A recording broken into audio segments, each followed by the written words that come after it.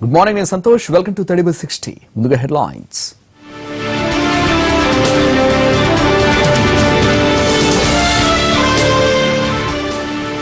Rajahmundry airport వద్ద అర్ధరాత్రి కొట్లాట, కత్తులతో ఇరు వర్గాల ఘర్షణ, 2 మృతి. పోలవరం ప్రాజెక్టు పనుల్లో కీలక ఘట్టం, స్పిల్వే కాంక్రీట్ పనులు నేడే ప్రారంభం.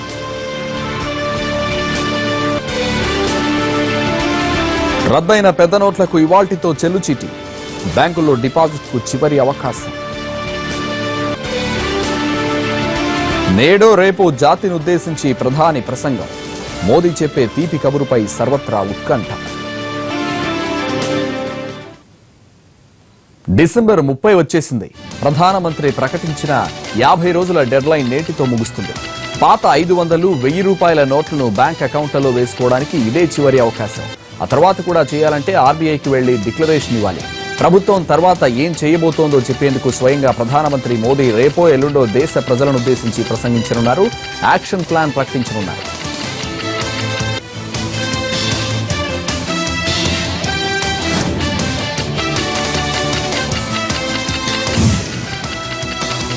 పోలవరం ప్రాజెక్టులో కీలకమైన స్పిల్వే పనులకు ఇవాళ శంకుస్థాపన జరగనుంది. మధ్యాహ్నం 1:59 స్పిల్వే పనులకు శ్రీకారం చుడతారు ముఖ్యమంత్రి చంద్రబాబు. శంకుస్థాపనకు ముందు ఋత్వికులు మహాయాగాన్ని నిర్వహిస్తారు. యాగశాలను ఇప్పటికే సిద్ధం చేశారు. యాగం పూర్తయ్యాక పైలాన్ను ఆవిష్కరిస్తారు చంద్రబాబు. మొత్తం 52 బ్లాకులుగా స్పిల్వే నిర్మాణం జరగనుంది.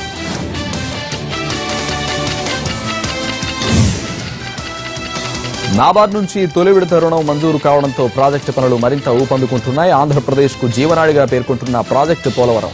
అందుకే ఈ ప్రాజెక్టు స్పిల్వే పనులకు శంకుస్థాపన కార్యక్రమాన్ని పండగలా నిర్వహిస్తోంది ప్రభుత్వం. పోలవరం సైట్లోనే భారీ బహిరంగ సభ నిర్వహిస్తోంది. 50,000 మంది ఈ సభకు హాజరవుతారని అంచనా. శంకుస్థాపనకు తప్పనిసరిగా హాజరు కావాలని వివిధ శాఖల హెచ్ఓడీలు, ఐఏఎస్లు, ఐపీఎస్లు, ఐఎఫ్ఎస్లను ఆదేశించారు సీఎం. ఎస్ఎంఎస్ల ద్వారా అధికారులను ఆహ్వానించారు.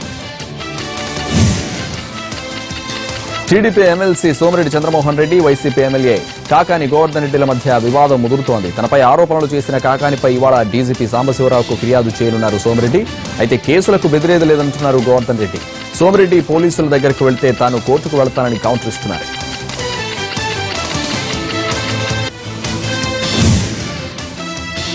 తెలంగాణ అసెంబ్లీ సమావేశాలపై నేడు క్లారిటీ రానుంది. ఎన్ని రోజులు జరపాలో నిర్ణయించడానికి బీఏసీ సమావేశం కానుంది. ఇవాళ సభలో మత్స్యశాఖపై స్వల్పకాలిక చర్చ జరగనుంది. ఇక గురువారం సభ నుంచి విపక్షాలు వాకౌట్ చేసిన హరితహారం కార్యక్రమంపై స్వల్ప చర్చ జరిగింది. హరితహారం లక్ష్యం నెరవేర్చేందుకు ఎవరి నుంచి ఎలాంటి సలహాలు వచ్చినా తీసుకోవడానికి సిద్ధంగా ఉన్నామని ప్రకటించారు సీఎం కేసీఆర్. వాతావరణం బాగుంటేనే భవిష్యత్ అని హితవు పలికారు.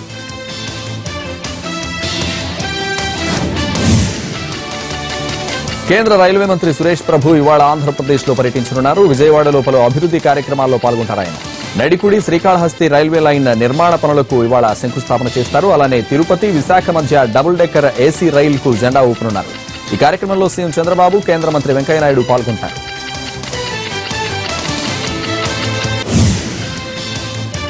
పెద్ద నోట్ల రద్దు ఆర్డినెన్స్ లో కీలక సవరణ చేసింది కేంద్రం. రద్దయిన నోట్లుంటే జైలు శిక్ష విధించాలన్న నిబంధనపై వెనక్కి తగ్గింది.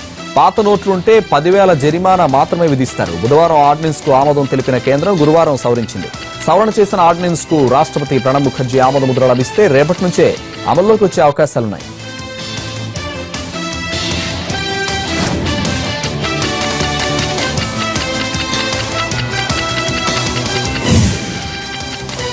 నోట్ల రద్దు డెడ్లైన్ నేటితో ముగియనుండడంతో కాంగ్రెస్ పోరుబాటు పట్టనుంది. మోదీ సర్కార్పై సమరానికి సై అంటోంది. పాత నోట్ల డిపాజిట్లకు ఇవాళ ఆఖరు రోజు కావడం.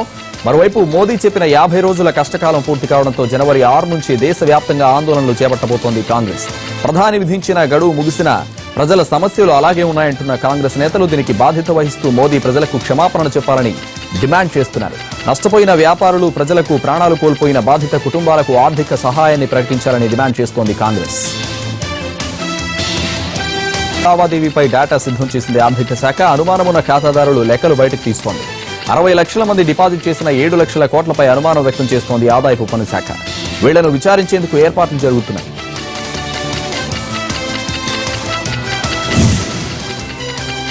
పెద్ద నోట్ల రద్దుతో ఎన్నో ప్రయోజనాలున్నాయన్నారు కేంద్ర మంత్రి వెంకయ్యనాయుడు. భూముల ధరలు పడిపోతున్నాయని, ఇళ్ల ధరలు దిగొచ్చాయని చెప్పారు. వ్యవసాయ రంగం కుదేలైపోతుందనడాన్ని ఖండించారు. అవినీతి నల్లధనానికి వ్యతిరేకంగా ప్రధాని మోదీ యజ్ఞం చేస్తుంటే కొంతమంది రాక్షసుల్లా అడ్డుపడుతున్నారని ఆరోపించారు వెంకయ్యనాయుడు. జాతిని ఉద్దేశించి ప్రసంగం చేయనున్న Modi good news వినిపిస్తారన్నారు.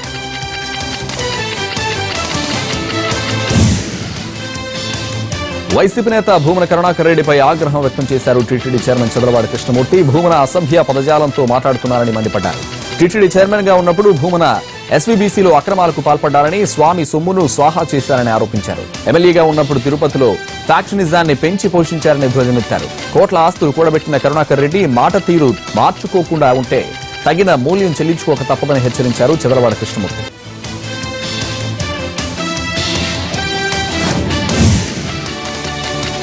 SC వర్గీకరణపై CM KCR ఎందుకు మాట్లాడడం లేదంటూ ప్రశ్నించారు ఎంఆర్పీఎస్ వ్యవస్థాపక అధ్యక్షుడు మందకృష్ణ మాదిగ. తెలంగాణ కేబినెట్ లో మాదిగ జాతికి చెందిన ఒక్క మంత్రైనా ఉన్నారా అని నిలదీశారు. తెలంగాణలో 12% మాదిగలున్నా సర్కార్ పట్టించుకోవట్లేదని విమర్శించారు. మాదిగలపై చిత్తశుద్ది ఉంటే వెంటనే ఢిల్లీకి అఖిల పక్షాన్ని తీసుకెళ్లాలని డిమాండ్ చేశారు మందకృష్ణ మాదిగ. డిప్యూటీ సీఎం కడియం శ్రీహరి గతం మర్చిపోయి మాట్లాడుతున్నారని ఎద్దేవా చేశారు.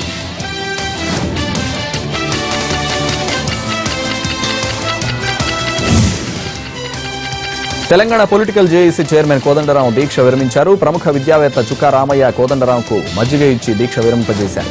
భూ నిర్వాసితులకు మద్దతు తెలుపుతూ ఇందిరా పార్క్ వద్ద మహాధర్నా నిర్వహించాలని టీజేఏసీ నిర్ణయించింది. అయితే ధర్నాకు పోలీసులు అనుమతి ఇవ్వలేదు. ముందు జాగ్రత్తగా జిల్లాలోని జేఏసీ నేతలను అదుపులోకి తీసుకున్నారు. జేఏసీ నేతల అరెస్టును నిరసిస్తూ తార్నాకలోని తన నివాసంలో కోదండరాం రోజంతా నిరాహార దీక్ష చేశారు.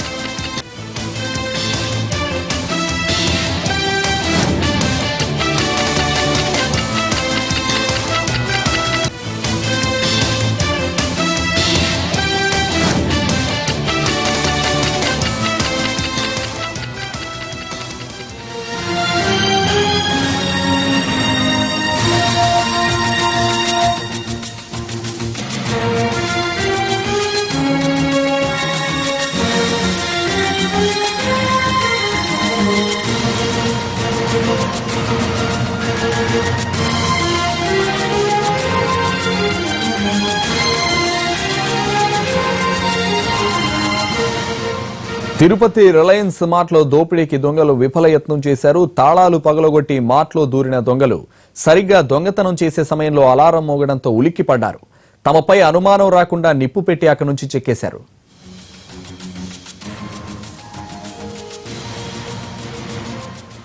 తిరుపతిలోని రిలయన్స్ మార్ట్లో చోరీకి విఫలయత్నం చేశారు దొంగలు. షాపు వెనక తలుపును పగలగొట్టి లోనికి ప్రవేశించారు దుండగులు. అయితే అలారం మోగడంతో నిప్పు పెట్టి పారిపోయారు. దీనిపై మరింత సమాచారం మా ప్రతినిధి దామోదర్ అడిగి తెలుసుకుందాం. దామోదర్, రిలయన్స్ మార్ట్లో చోరీ యత్నానికి సంబంధించి మీ దగ్గర ఉన్న డీటెయిల్స్ ఏంటి?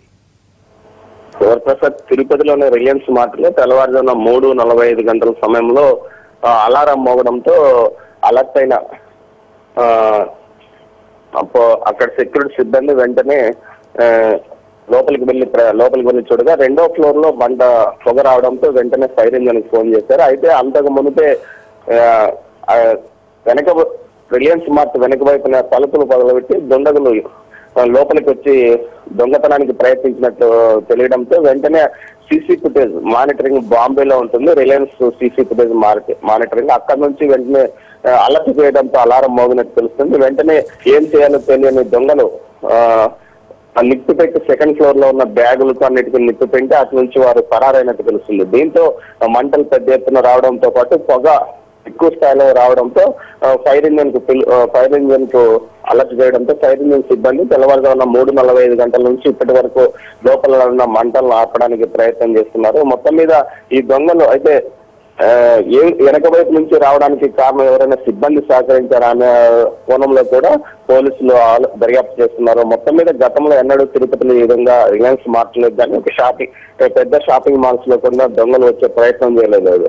మొట్టమొదటిసారిగా ఈ విధంగా దొంగలు రావడంతో కూడా పోలీసులు ఈ దృష్టి మీద ఆలోచిస్తున్నారు. ఎక్కడి నుంచి బయట నుంచి వచ్చిన దొంగలు ఈ దొంగతనానికి పాల్పడ్డారా, లేకపోతే స్థానికంగా సిబ్బంది సహకారంతో ఎవరైనా ఈ దోపిడీకి ప్రయత్నించారా అని తెలుస్తుంది. అయితే మంటలు మాత్రం పెద్ద ఎత్తున రావడంతో పాటు 2వ ఫ్లోర్ లో చాలా వరకు ఈ బ్యాగులు దుస్తులు లాంటి ఉండడంతో పెద్ద ఎత్తున నష్టం జరిగిందని భావిస్తున్నారు. మంటలను ఇప్పటికే ఆపడానికి ప్రయత్నిస్తున్నారు వరద.